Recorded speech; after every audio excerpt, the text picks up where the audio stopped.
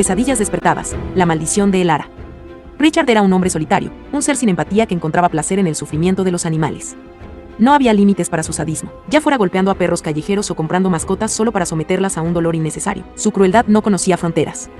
Cada grito de angustia de un ser indefenso alimentaba su oscuro placer. Su reputación en la ciudad era la de un monstruo sin corazón, y la gente mantenía sus distancias. Pero Richard no se preocupaba por el juicio de los demás. Sus impulsos malévolos eran demasiado fuertes para ser controlados. Un día, su sadismo alcanzó un nuevo nivel. Maltrató de manera despiadada a la mascota de Elara, una mujer que vivía al otro lado de la ciudad y cuya conexión con las artes oscuras se rumoreaba en voz baja. Elara amaba a su mascota con todo su corazón, y la pérdida la llenó de un dolor inmenso. Sin embargo, en lugar de llorar por su mascota, Elara decidió tomar una venganza más allá de lo terrenal. Su conocimiento en brujería era profundo y oscuro, y estaba dispuesta a conjurar una maldición que haría que Richard conociera el verdadero significado del sufrimiento. Un aura de malevolencia llenó el aire mientras pronunciaba palabras olvidadas. El tiempo estaba en su contra. La maldición de Elara se abatió sobre Richard con una intensidad aterradora, y la historia de su tormento comenzó a desarrollarse en un torbellino de sombras y pesadillas. La noticia de la muerte de la mascota de Elara, una hermosa gata negra llamada Luna, corrió como un reguero de pólvora en el vecindario. Todos sabían que Richard había sido el responsable, pero nadie se atrevía a enfrentarlo debido a su reputación de hombre violento y sádico. Sin embargo, Elara tenía una habilidad que la diferenciaba del resto, su supuesto conocimiento en brujería. Herida por la pérdida de su amada mascota, Elara se retiró a su casa y comenzó un oscuro ritual para vengarse de Richard. Durante días, quemó incienso raro y recitó palabras antiguas, invocando una maldición ancestral que se dirigiría a su cruel vecino.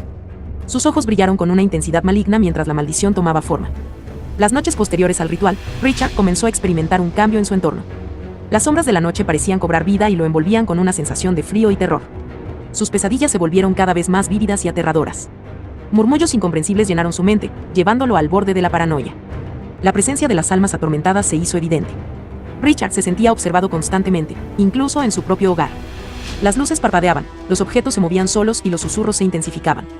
Sabía que algo maligno lo acechaba, y lo peor estaba por venir. El acoso de las almas de los animales maltratados se intensificaba con cada noche que pasaba. Richard comenzó a notar sombras inquietantes moviéndose en las esquinas de su visión, murmullos siniestros llenando su mente e inexplicables cambios de temperatura en su hogar. No podía escapar de la sensación de que estaba siendo vigilado constantemente.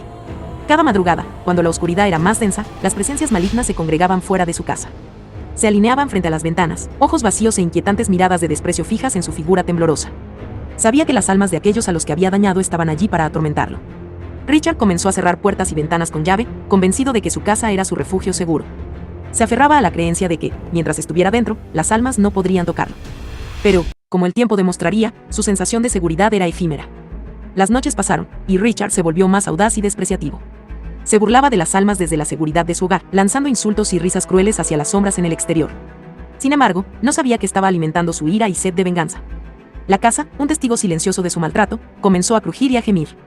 Richard, envuelto en su arrogancia, no percibió el cambio gradual en su entorno.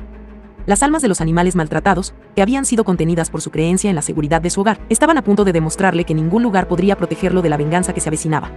En medio de la tormenta, el sonido de las ventanas destrozándose llenó la casa de Richard, un ruido espeluznante y ensordecedor que resonó en su mente como una sentencia de muerte. Las puertas se abrieron por sí mismas, crujieron y gimieron como si los espíritus vengativos las arrancaran de sus goznes.